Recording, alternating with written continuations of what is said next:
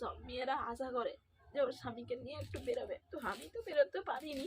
তবুও তোমাদের দাদা ভাইকে বলেছিলাম যে আজকে একটু বাড়িতে থাকো, একটু সময় কেটে যাবে, একা কারোর সাথে কথা বলবো। তো ও বললো আমাকে কাজে যেতে হবে, তো ওর দিকটাও ভাবতে হবে, ও কাজে না গেলে সংসার কি করে চালাবে, একার উপরে 8জন মানুষ আছে, তো ওকেও যেতে হবে। তো আমিও কি করব, সারা জীবন এই সংসারই টেনে যাচ্ছি। যখন মেয়ে ছোট ছিল কাজ করতে গিয়ে গেলাম, এই সংসারে পয়সা দিয়েছি, এখন আমাদের কি শখ আহ্লাদ বলে কিছু নেই, সেই সংসার টানছ। কিন্তু শাউরি মারা সবসময়ের জন্য ঘুরতে যাবে, এ করতে যাবে, তাদের কোনো মাম নেই। আর আমরা যদি একদিন বলি তাহলে ছেলেকে বলবে এবার সেবার সেবার, মানে একটা না একটা বলতে থাকবে, কান ভাঙাতে থাকবে। কেন বলো তো? কিন্তু সব শাউরি সমান না।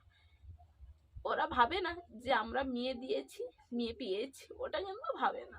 খালি পদের বাড়ির মেয়েরা সবকিছু দোষ।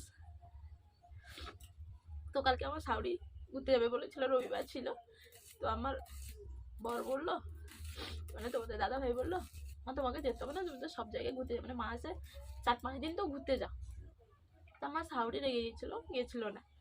তো আজকে চলে গেছে, ওর ছেলেকে না বলে ও চলে গেছে, মেয়েকে নিয়ে গেছে। আমি মেয়েকে নিয়ে না বলেছিলাম, বললাম ওর বাবা এলে বকবে, তুমি নিয়ে যাও না। তো মেয়ে ছোট্ট মেয়ে বোঝে না, ও গেছে।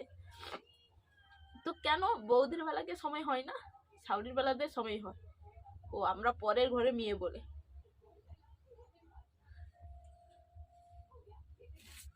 আমার জীবনে কষ্টের মতো কারোর কষ্ট নেই।